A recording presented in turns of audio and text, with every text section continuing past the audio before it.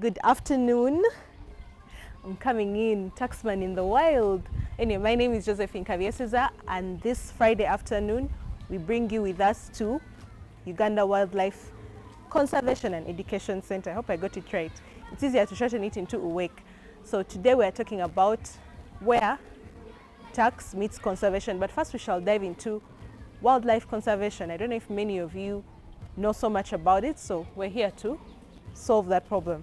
So with me here today we have Eric Ntalo Ntalumbwa, a senior tourism and hospitality officer. Nice to have you with us. Thank you very much. Thank you for having us. You know, this is a place for everyone, so you're welcome. Thank you, thank you. I like the shirt already. Explore Uganda. Our brand, national brand. All right. Thank you for coming to explore UWEC. Very happy to, and very excited to be here. Earlier we saw a couple of kids groups coming in. Yes. Very exciting. They were singing for the elephant to shake its body. And of course we want to thank the parents for letting them come, supporting them, ensure this is fruitful. This is their peak season. Oh, okay. Yes. So tell us more about yourself, what you do, and of course the organization that you work for. Thank you. This is Uganda Wildlife Authority. Okay. Following government's decision to merge different institutions. Okay. UWEC, which was previously Uganda Wildlife Conservation Education Center, like you said, ceased being UWEC. That act was, I want to use a simple word, trashed. And so now we merged the two institutions, and now we are UWA, Uganda Wildlife Authority. However, this remains as now Uganda Wildlife Education Center. We come many years back. It's this center, 1972, where this center was a rescue center for injured, confiscated wild animals. Over the years, it evolved to what it is today. So it's about 73 years. 1952. It's actually 1952. It's now 73 years. Yeah, and it's older than the country. I agree. And it has evolved, increased, and also the programs it conducts. And here we are, it is now a CA, a conservation area. Conservation area, basically these are areas geographically defined of biological importance for international and national. And you can have under there, you can have national parks. Sometimes you can have sanctuaries, botanical gardens. So with this CA, we have UWEC, Uganda Wildlife Education Center. We have the Entebbe Botanical Gardens that were moved from the Ministry of Agriculture to Ministry of Tourism, Wildlife and Antiquities. And then, before we merged, we had undertaken government, deemed it fit to have satellite centers. Now, the satellite centers were looking at the big cities, that is Gulu, Mbarara, Mbale, and Fort Portal. So the first one, which is at 90%, sooner or later will be opened, is in Mbale. It's a satellite center. Yeah. So that plus this, plus the Entebbe Botanical Gardens, makes one CA. So we are UWEC CA. Ah. Yes, please. All right, already learning so much. Yes, thank you. This is very interesting. Yes, I don't know if people can catch the elephant. Me, I'm already excited. Like I said, just Interesting like the animal. children. What do you know about the elephant anyway? I know you should not disturb it. Okay. It's peaceful, but Yes. when you disturb it, Yeah. you have trouble. Maybe for interest of the viewer. Okay. It's one animal whose gestation period is 22 months. So it's 22. pregnant for 1 whole year and 2 months. I mean, 1 whole year. It's almost 2 years. Almost just 2 2 years. months shy Yes. of 2 years. Whereas a human being is 9 months, this one is 22 months. But you can see the product of And 22 good months. memory. What? Yeah. If you disorganize it and do harm to it, after 2 years or whatever years, it will remember you. The memories never fade. Okay. Yeah. All right. Yeah. Like I said, it's an opportunity to learn, and please feel free to come through. Do you want to talk about some of the fees to encourage Yes. the people who are coming here? You can now do, I'm make that announcement. I'm glad URA is here. When we introduced the new system where we had to pay through the bank, Guarantee Trust Bank, that you instituted. Some Ugandans were saying, Morimba. You see, you have to come to the bank, we issue a receipt, you go to the bank, which is next door, which you placed here, get that receipt, but you know it comes with that car tax. There's that car fee for banks, which is about 2,000 or 3,000. So in their heads, they thought it's you work collecting the money. I said, no, these funds go direct to. You help me clarify that. But I'm glad they adjusted, and we pay 20,000 for adults and 10,000 for the young ones. You What's know, the age range for the young ones? this is the only institution pre-COVID from 2008. 2008, yes. We have been paying 10,000. COVID came, a lot of changes, the economics, you know, at play changes, the inflation, but we stuck at. And remember, we're using this money for operations, facilitating different activities, outreach programs. So we had to make a difference. So we took that measure and said, no, in order to progress and offer quality service and improve the welfare of the animals, we need to charge. So it's 20,000 and 10,000. School groups ranges between 8,000. Sometimes it goes to 10,000 depending on the given day. But that is what we charge here. We do not collect cash. Okay. So you can either pay through our POS, point of sale machine, can either pay using the the telecom systems, the money payment systems, even at the Entebbe Botanical Gardens. So we're cashless. We avoid holding cash. And so we avoid all those loopholes and question marks. Yes. That's the same as URA. Yes. We are cashless. We've worked with all the banks and all the telecoms to make sure that payments are seamless. True. We also have the options. You know, some people are complaining that some of the options are out of their way. Yes. We also have a USSD code, star 285 hash. Interesting. So you don't have to only have a smartphone, you can use it on the famously called Kabiriti, the phones they call Kabiriti, the ones that are not smartphones. And just to clarify, just like you, we all know elephants are called Jojo. Yes. You gave it a nickname, Jojo. Would work well. If memory serves me right, this elephant, most of the elephants here were rescued from Queen Elizabeth. Okay. Now, because of the human-wildlife conflict, some of them were orphans at the time when they brought them to the center. Parents killed because they want to take the tusks, you know, the ivory. And, so they were calves, the calves. So they were calves and homeless. And then roaming around, and they are good community members. Communities are very interesting and very important to our conservation areas. They identified this helpless elephant. And one of those people was a community member called Edward, if I'm not mistaken, and alerted the authorities in Queen Elizabeth, who are alerted, worked closely then, before we merged, with the UEC officials, and they brought them here because here we have the rescue. We used to do the rescue, rehabilitation, and release program, one of our functions, core functions, and we have the National Wildlife Hospital. So they had to bring him here for treatment. They brought her here, treated him, looked after this elephant, rehabilitated it to where it is. And you know, starting then, we had to find ways, the diets. We changed the diets. Milk, SMA milk. We used to give the elephant about 16s. Yes, 16s of SM milk, and you know how much that costs at the market price. Feed him every day. Change the diet as the years go by, and right now it's being fed and it's looking good. I don't think it has any plans of going back to the wild. It's a new family, but that's what we do here at UWEC. And it's because of support of the general public that money has helped us look after these elephants. I think that's interesting. Clearly, the elephant is eating better than some people. Watermelon. They're saying they're giving it watermelon. Now they're saying they give it SMA.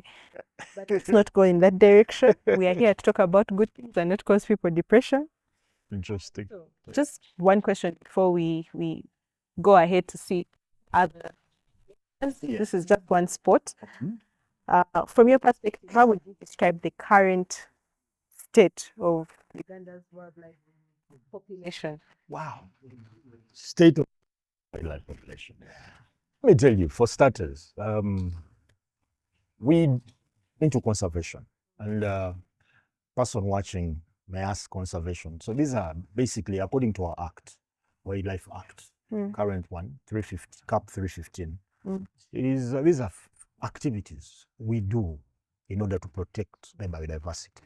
We're talking about flora, which is plants, and fauna, which is the animals. We're not talking about dogs and puppies, domestic animals in the wild. Yeah. Now, at the moment, Uganda, we have over probably 18,000 species of flora and fauna, plants and animals, when you're talking wildlife. And in terms of wildlife, it varies. We have different species of animals. For instance, we have the mammals. We're talking about mammals. We have the big five, inclusive. That is the African elephant. Yeah. We have the lion. We have the leopard. We have the buffalo, and we have the rhino. Now, we're talking about 350 species of mammals. When we look at the primates in the country, we have Chibale, which is the primate capital, where everybody goes to look at the chimps. But interestingly, we have over 50% of the mountain gorillas in the world. Yes, Uganda, where you can visit Windy Impenetrable first, or Mugahinga National Park. Currently, we are conducting a census, the Bwindi Sarambwe census, to determine how many gorillas do we have at the moment. But this time, we're also doing a chimpanzee, it's gorilla and chimpanzee census for the first time in that area. Now, Sarambwe is a reserve in DRC. So it's neighboring Congo. It's adjacent to Bwindi. It's in Congo, but adjacent to Bwindi. So we're conducting that. When we talk about birds, we have 1,098 species of birds. At the moment, the latest birds were discovered, were identified in Lake Mboro. So one was a Palearctic from Europe, migrant bird. Now 1,098 bird species at the moment. It makes us a bird's paradise as a country, which is a big deal for us. We're among the top 10 biodiverse countries, rich in flora and fauna in Africa. And that is huge. That is why we offer all these safaris in all the protected areas in the national park. That said and done, these species, both flora and fauna, they are at risk. They are threats. They are threatened. And who is threatening them? It is you and me. Humans. And that is the interesting bit. Yeah. Now, threatened how? One, poaching. You have all heard about poaching of wildlife. And we're not sleeping as the Wildlife Authority. We have come up with robust programs to combat poaching as an illegal activity. We have the law enforcement squad, coupled with new technology using drone patrols. We have the canine unit that works closely with Uganda Revenue Authority at the different border points in Tebe, and I think in the northern part. There's all the border points working closely to combat that. And what are they poaching? They're taking our pangolins, for instance. Pangolin is a Lugave. I know one probably Semakula who has grown up to this age has never seen a Lugave because it's not easy to see it. And even those that are available are being taken for the scales. Guys in the Asian countries say, well, these scales are good. We can process them and make medicines, aphrodisiacs, and all those stories. But you see, I'll grow up not knowing my totem as a Lugave. It's part of our cultural fabric. We're talking about the elephant. They're taking that tusk and putting it on the black market, selling it. But sometimes because they find a Ugandan who does not think about the future generation. This is a Njovu. It's a totem in different clans across Uganda, north, even central, and even the west. But they're taking the tusk. It takes 22 months to have a baby. That's 1 year and, like we said, about 2 years. Now, by you taking the tasks, those 2 tasks, it means you have to kill an elephant. To get them. Now, it takes another process. Good enough, our population has increased because in the 1980s, there were less, the insurgencies were coming from the insurgencies evolving. Now there's an increment of the elephant numbers and we're pushing hard. They're also taking the parrots, the African grey parrots. These are the most trafficked birds in the world. In Pusu, in Uganda, but Kasuku in Swahili. Why? They want guys with some money, they want to have them in their homes. So we're saying no. Poaching is a challenge. Illegal trade, taking the apes, the chimpanzees, and they mimic them, putting them in circuses, sometimes taking them for meat. In West African countries, we're saying that is wrong. 2, human-wildlife conflict. Animals moving from protected areas into communities. Sometimes, interesting bit, yes, you have had chimpanzees ending up in communities and at war, at loggerheads with the community members. Why? We destroy the forests. Chimpanzees are interesting animals, or even primates. They love that forested zone and cover. Now, you'll find plantations. You cut down the forest, you want to plant sugarcane. Cut down the forest, you're thinking about yourself, not about the animals. And these are habitats for these animals. At the end of the day, you're in conflict with them. Either it has injured you, it has caused harm.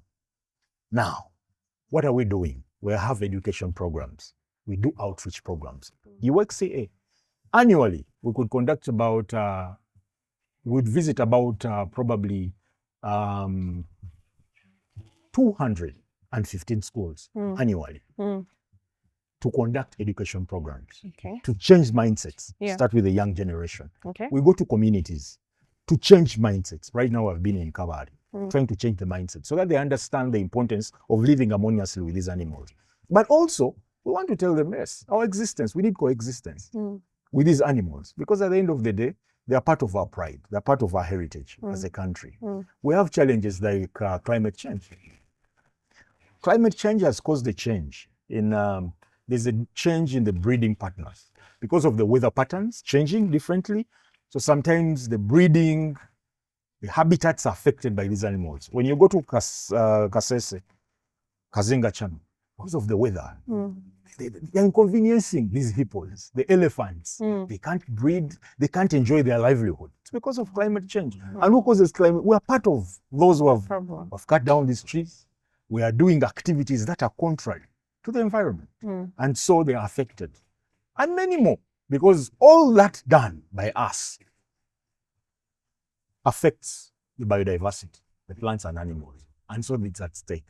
But as Uganda Wildlife Authority, we need to ensure we conserve the wildlife for even the future generation. But we work this harmoniously with the communities around these conservation areas. All right. So thank you so much for enlightening us in that regard. Maybe you should take us and we see other places. Okay. And show our viewers. What do you want to see next? Let's go and check it out. Let's just have a walk and we'll figure out a spot. Okay.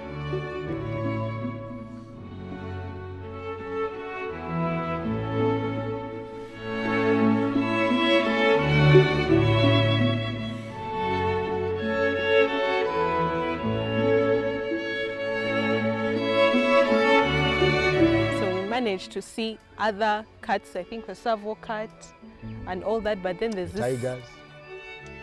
Major cat. The king of the jungle. The king of the jungle, yeah?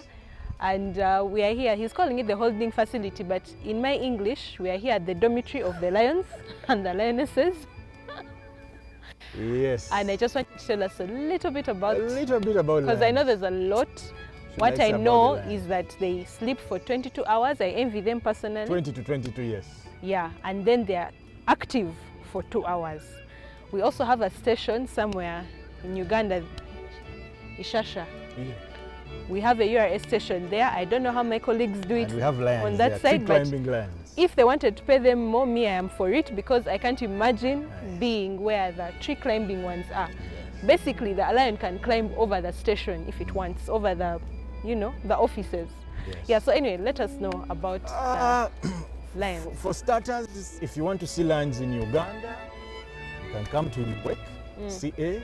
You can visit parks like Murchison, the Savannah Parks, Murchison Falls National Park. You can go to Kidepo Valley National Park. You can go to Queen Elizabeth National Park. Which other park? Ishasha.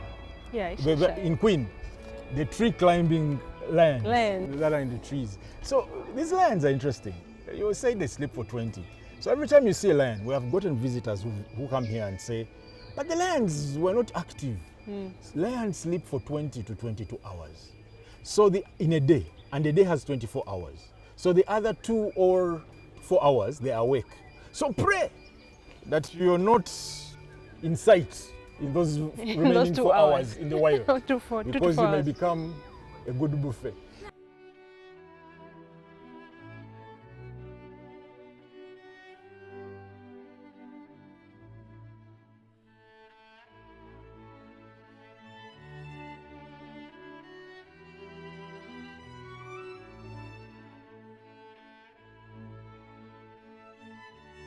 Okay, so we've really done some touring in this place, and there's so many spots.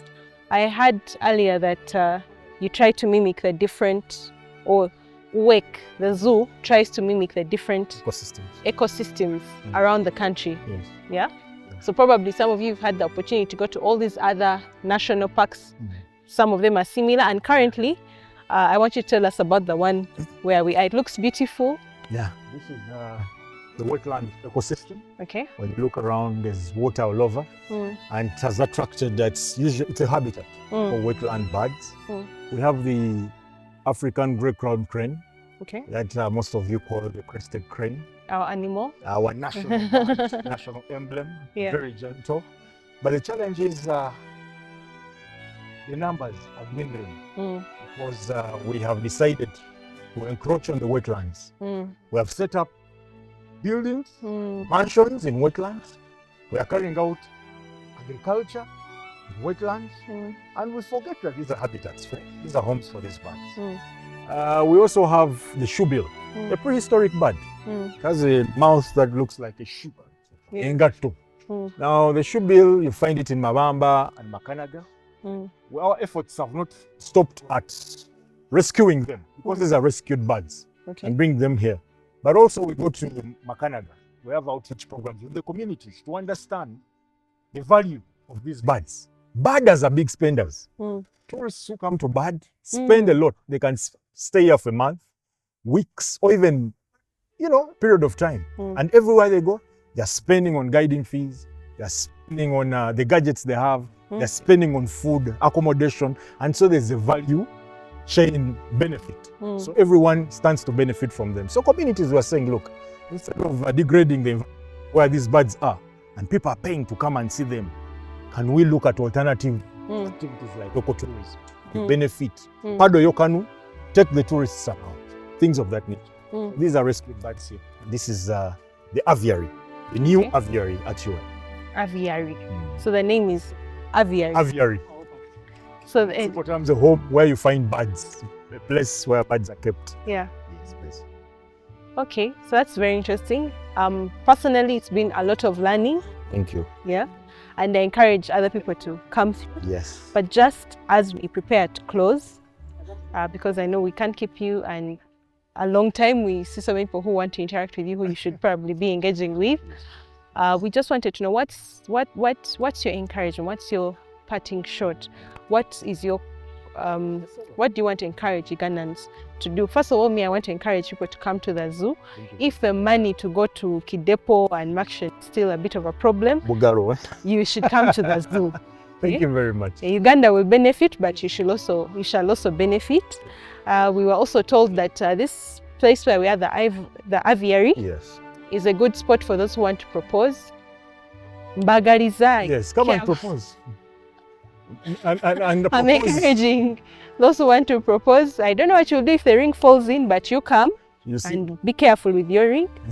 So anyway, what and when you propose here before the grey-crowned crane, it's a monogamous bird, one partner for life. So those are blessings.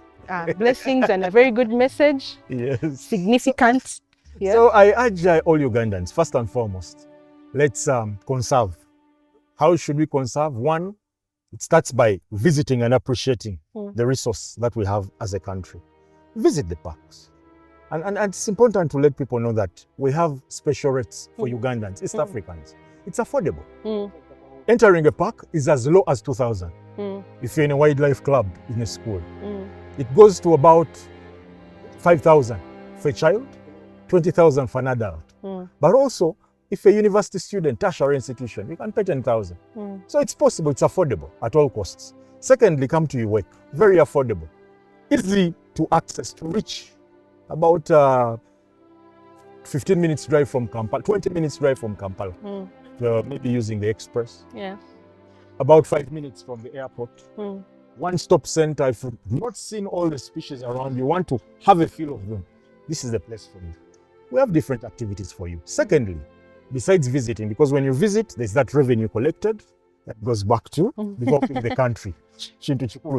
Secondly, let's manage our waste. Waste management. Let's have a litter-free environment. You have beautiful vehicles, nice SUVs, and then you throw a bottle out of that window. Yeah. It's ugly. There's somebody who wakes up to clean. You want to have a beautiful. The other day, I was talking to colleagues along the express, and you'd find somebody, whenever you get a ticket at the express highway, instead of you throw it out of the window as you're driving, you can say no, keep the ticket. Let's have that. So we're looking at sustainability, sustainable principles, activities. Things have changed. It's very important. 2, manage our waste. Let's have the bins. For Ugandans who call us that monkeys are disturbing them. 1, and I think this should be a message to all those areas. Most of you call us that monkeys are disturbing us. But then when you look at the areas where you stay, originally they were forested areas. You destroy the forests to develop and construct houses. But you forget that these primates never go far away from their original habitats. Secondly, you grow nice fruit trees, bananas, you have oranges, mangoes, and then you say they are disturbing us. That is food for the animals. Do the right harvesting in the right time. Thirdly, manage your waste. Because they're looking for food, you end up enjoying your chicken, you throw at the bin, you don't cover, manage them well, you throw whatever it is, foodstuffs, you don't manage your waste, maybe pack it up and put a lid, so they will come to look for food in the what? And so they will assume that every single day I can come to this home and enjoy. In the end, they multiply, they keep on coming. And so as you complain, we cannot bring all the monkeys here. And it's not right to kill wildlife. So please, we need to manage and have those principles at hand. Otherwise, I want to thank you. Please embrace tourism. Let's conserve our environment, flora and fauna. I thank you. Thank you so much for having us. And I think this is testament to some of the partnerships that are keeping the conservation efforts going forward. We spoke about the ones that have lions as an emblem. True.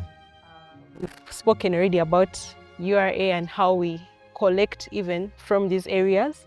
So I guess you should name an animal after URA. I am determined to name an animal, but I'm not going to do it on this platform. I'm going to go and look for my friends so that they can help me. So at least something is named after Jojo.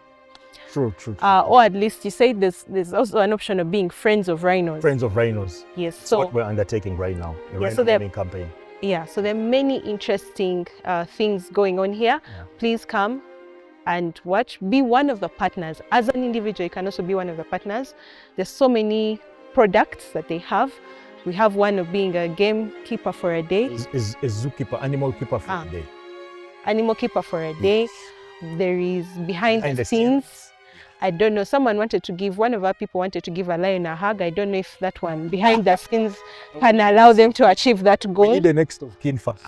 So anyway, please come and let's be partners. Yeah, this, as we've heard, human beings are one of the greatest threats to some of the things that we enjoy the most. Right. So let us be better partners with the wild animals. So thank you so much for having us here. Very much. We appreciate the time. Thank you, Jojo. And please go and be a good guard of the green, hence Green Guard. Do your part, and let's keep working together to continue developing Uganda together. What's your slogan? Preserving? Slogan for you, conserving for generations. Yeah, conserving for generations. So let's conserve for generations and continue developing Uganda together. Have a lovely afternoon. One more thing. I want to Handshake. Check. For just, Brown envelope. or you want me to say something about it? Hey. but hold the hand. Uh-huh.